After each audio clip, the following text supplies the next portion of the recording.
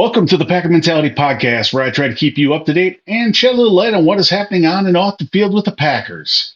To my loyal listeners and viewers, thank you for your continued support and engagement. Your participation has been vital in the growth of this channel. If you haven't already, please take a moment to subscribe, leave your comments, and connect with me on social media at Packer Mentality. Remember, you can catch this podcast on all your favorite platforms. The Packers' new defensive coordinator, Jeff Hafley, is going to be making some much needed changes to the Packers defense. Part of that will be the scheme. Hafley will probably want to be running a defense similar to the 49ers and the Jets.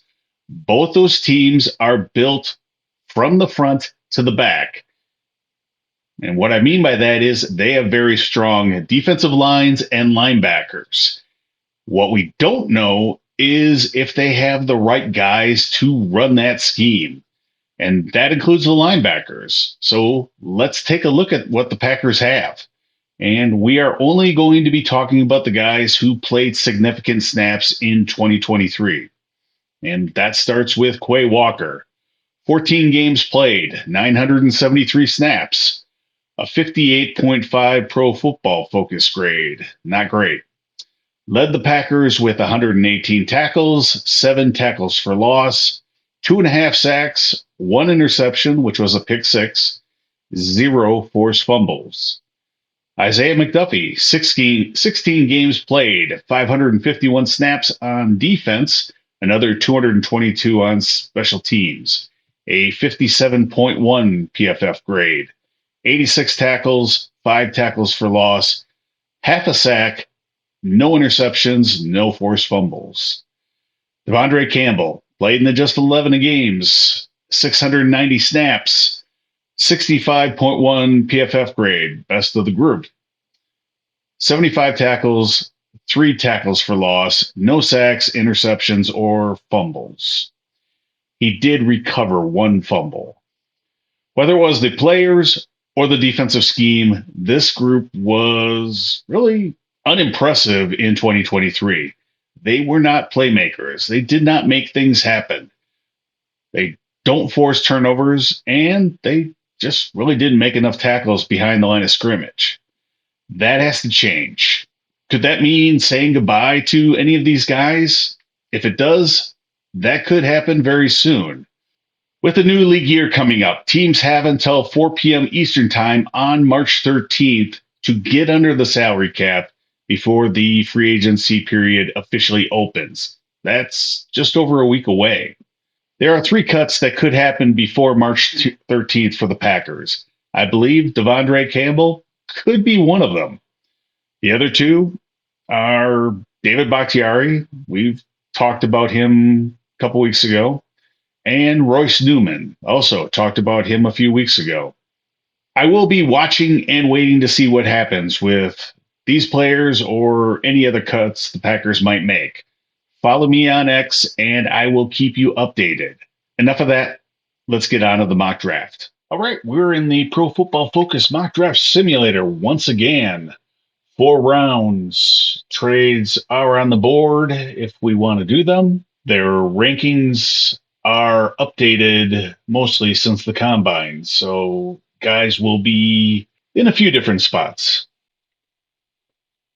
At pick 25, I'm not excited about the edge rushers in this draft class, and definitely not drafting a quarterback. So I'm going to take a look at the tackles. We have Mims from Georgia and Guyton, the tackle from Oklahoma, who I did see some of his testing at the combine.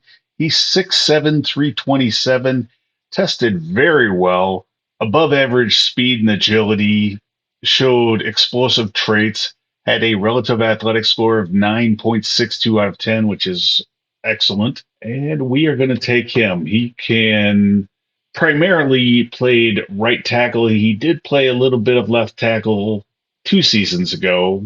Could push Rasheed Walker. In 2022, Guyton played 50 snaps at left tackle, 350 snaps at right tackle, had a grade from Pro Football Focus of 66.2. In 2023, all but one of his snaps were at right tackle with a grade of 63.7. We're going Tyler Guyton out of Oklahoma at pick 25. At pick number 41, I want to get one of the top safeties in this draft class in the second round.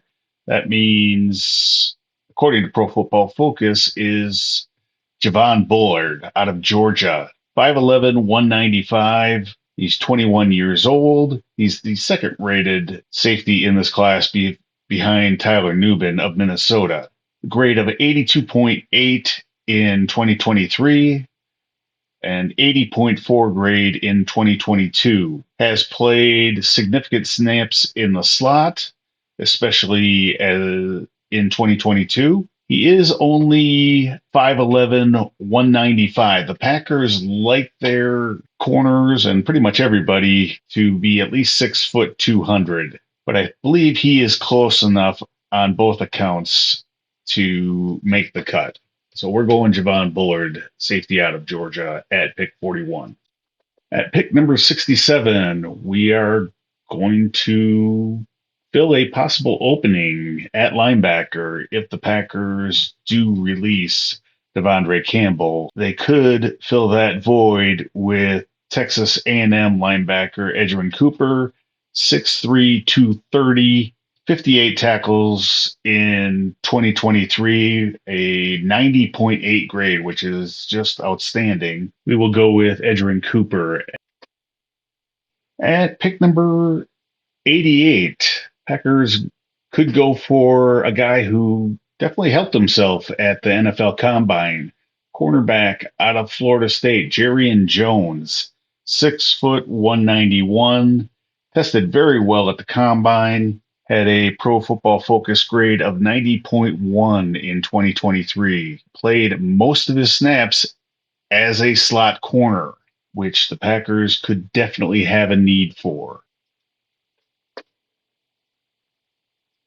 At pick number 91, I think the Packers could double dip at cornerback and go with a familiar name, or at least a familiar last name and family, in cornerback Max Melton from Rutgers, brother of wide receiver Bo Melton.